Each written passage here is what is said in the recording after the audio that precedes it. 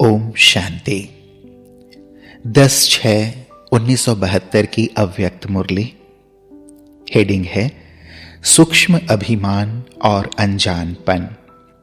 प्यारे बाबा बोले, वर्तमान समय चारों ओर के पुरुषार्थियों के पुरुषार्थ में मुख्य 2 बातों की कमजोरी व कमी दिखाई देती है, जिस कमी के कारण जो कमाल दिखानी चाहिए वह नहीं दिखा पाते। वह 2 कमियां कौन सी हैं? एक तरफ है अभिमान, दूसरी तरफ है अनजानपन। यह दोनों ही बातें पुरुषार्थ को ढीला कर देती हैं। अभिमान भी बहुत सूक्ष्म चीज है।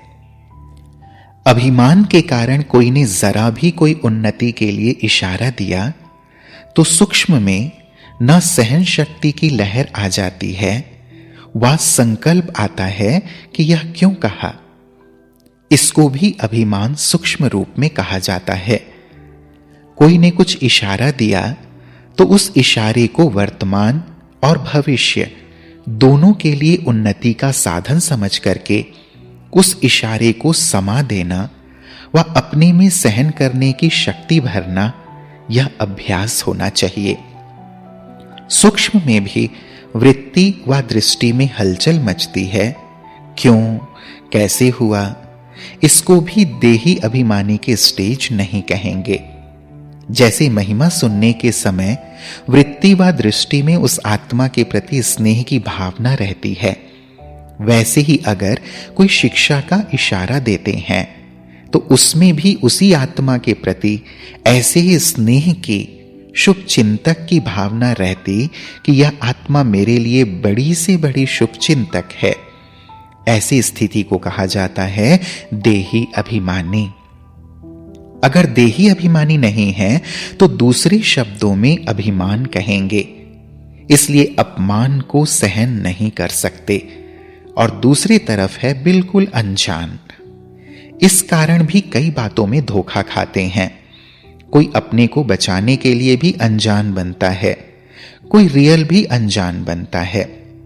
तो इन दोनों बातों के बजाय स्वमान, जिससे अभिमान बिल्कुल खत्म हो जाए, और निर्माण, यह दोनों बातें धारण करनी है। मनसा में स्वमान की स्मृति रहे और वाचा में, कर्मणा में निर्माण अवस्था रहे तो अभिमान खत्म हो जाएगा। फिलोसोफर हो गए हैं लेकिन स्पिरिचुअल नहीं बने हैं, अर्थात यह स्पिरिट नहीं आई है। तो जो आत्मिक स्थिति में आत्मिक खुमारी में रहते हैं, इसको कहा जाता है स्पिरिचुअल।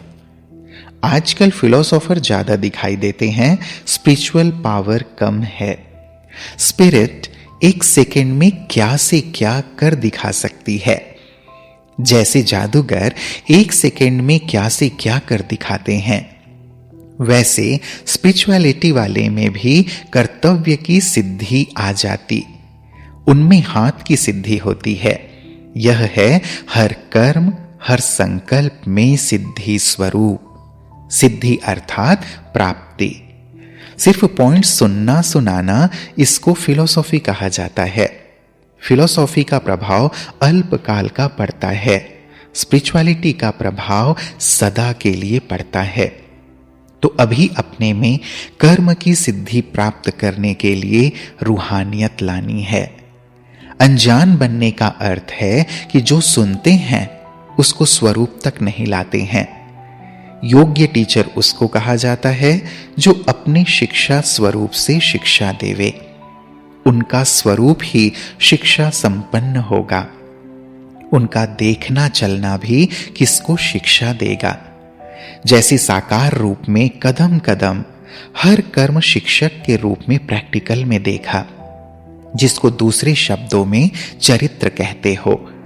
किसको वाणी द्वारा शिक्षा देना तो कॉमन बात है, लेकिन सभी अनुभव चाहते हैं। अपने श्रेष्ठ कर्म, श्रेष्ठ संकल्प की शक्ति से अनुभव कराना है।